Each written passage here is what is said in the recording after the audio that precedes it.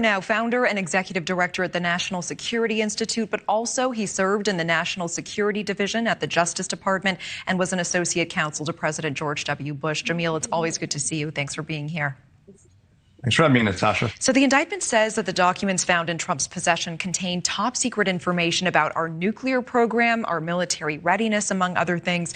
In your opinion, just how potentially dangerous is it to show that type of information to people without the proper clearance? Well, you know, Natasha, it's obviously unlawful to show any classified information to the people without the proper clearance. It's inappropriate and unlawful to retain documents when you don't have a clearance, as the president did not have once he left office. And these particular documents, these aren't just top secret documents. 10 of the documents were what's called sensitive compartmented information. That's sort of above top secret. And then another 8 were what are called special access programs. That's even more sensitive. We're talking about very sensitive collection capabilities, potentially sensitive human sources, and very sensitive information. And so, this is the kind of stuff that's at the heart of America's system of classifying information and protecting it. And just regular top secret information, if it's released, is required to cause exceptionally grave harm. That's what you have to demonstrate in order to classify something top secret, much less SCI, compartmented, or special access program material. So that's how dangerous and how critically important these documents are. So just to understand, is this the highest tier, some of these documents that we're talking about, the highest tier in terms of sensitivity? That's exactly right. You'll see in the indictment, 8 documents are the very markings, the very classified markings themselves are redacted because the markings themselves, a set of 3 or 4 letters, are so sensitive that compartment can't be revealed publicly. That's the kind of documents we're talking about. Now, there were 102 that were found, Natasha. 31 are charged in the indictment. 8 of them have those SAP, Special Access Program materials. Okay, and we spoke to Mick Mulvaney earlier this evening. He says there was no actual harm to the country detailed within the indictment, no national security threat. Do you agree with that?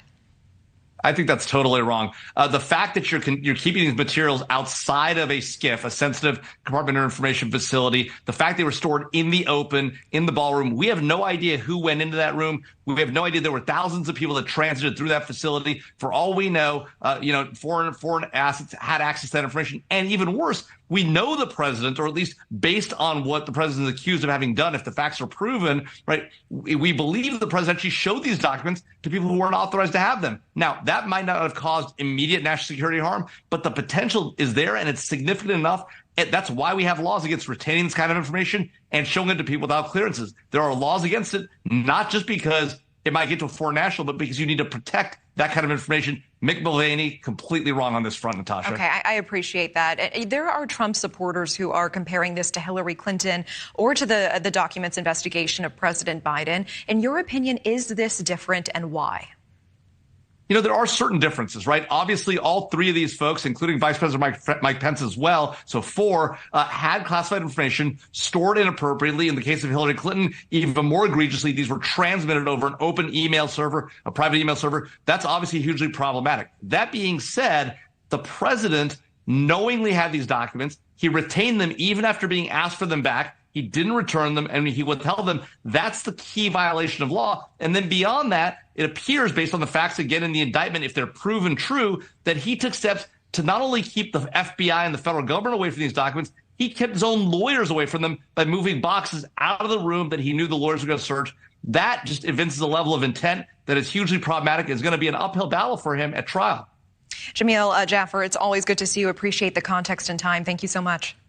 Thanks.